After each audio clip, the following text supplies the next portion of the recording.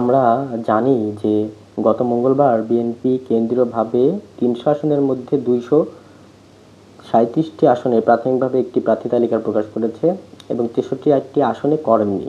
যার মধ্যে বিএনপির মহাসচিব মির্জা ফখরুল ইসলাম আলমগীর একটি কথা বলেছেন যে বাকি যে ৬৩টি আসন রয়েছে ৬৩ আসনের মধ্যে ২৩টি আসনে বিএনপি প্রার্থী দেবে এবং বাকি ৪০টি আসন এনসিপির জন্য ছেড়ে দিবেন।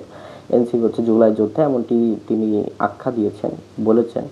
তো যে ২৩টি আসনে বিএনপি আগামীতে প্রার্থী দেবে বলে জানিয়েছে, সেই আসনগুলোর মধ্যে কিন্তু বিএনপির অনেক শীর্ষস্থানীয় নেতা রয়েছে এবং যাদেরকে আমরা মনে করেছিলাম যে এই প্রকাশিত তালিকার প্রথম সারিতে তাদের নামগুলো থাকবে, কিন্তু তাদের নামগুলো নেই। তো সেই ক্ষেত্রে যদি আমরা বলতে চাই যে আগামী যে বিএনপি দ্বিতীয় ধাপে যে ২৩টি আসনে প্রার্থী তালিকা দেবেন, সেই জায়গাটিতে কি তাদের নাম থাকবেন নাকি থাকবেন না?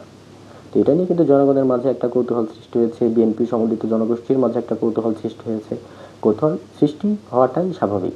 তো সেই তালিকা যদি আমরা বলতে যাই, সেক্ষেত্রে কিন্তু প্রথমেই আসে হচ্ছে গিয়ে রুহুল কবির রিজভীর নাম এবং তারপরে রুমিন ফারহানা সহ জেলা পর্যায়ের অনেক শীর্ষ নেতৃবৃন্দ, যাদেরকে আমরা বিএনপির বিভিন্ন দুঃসময় দেখে এসেছি এবং যারা বিভিন্ন সময় বিভিন্ন টকশো মাতিয়ে থাকেন, সবসময় দেশের বিভিন্ন বিষয় নিয়ে আলোচনায় থাকেন। তো তাদেরকেই তো আসলে দেখা যাচ্ছে না। তো এই বিষয়টা কোথায় গিয়ে দাঁড়াবে, সেটাই এখন সামনের দিকে দেখার বিষয়। আরেকটি বিষয় হচ্ছে যে এনসিপির সাথে বিএনপি সবসময় হাড্ডাহাড্ডি ছিল, আলোচনা সমালোচনা ছিল, একে অপরকে নিয়ে সবসময় কটূক্তিমূলক কথাবার্তা বলতো। তো সেই এনসিপির সাথে বিএনপি হঠাৎ এত সমঝোতার কারণটা কি?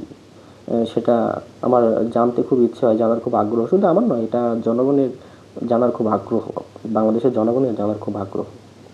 তো আরেকটি বিষয় হচ্ছে গিয়ে বিএনপি কি এনসিপিকে ভয় পায় ওই ৪০টি আসনে, যে কারণে এনসিপিকে ছেড়ে দেবে, নাকি অন্য কোনো কারণ রয়েছে যে কারণে হচ্ছে গিয়ে বিএনপি এনসিপিকে সে ৪০টি আসন দেবেন? তো এইগুলো স্বাভাবিকভাবেই জনমনে প্রশ্নের জন্ম দেয়, যে এবং বিভিন্ন কৌতূহলের সৃষ্টি করে, এটাই স্বাভাবিক।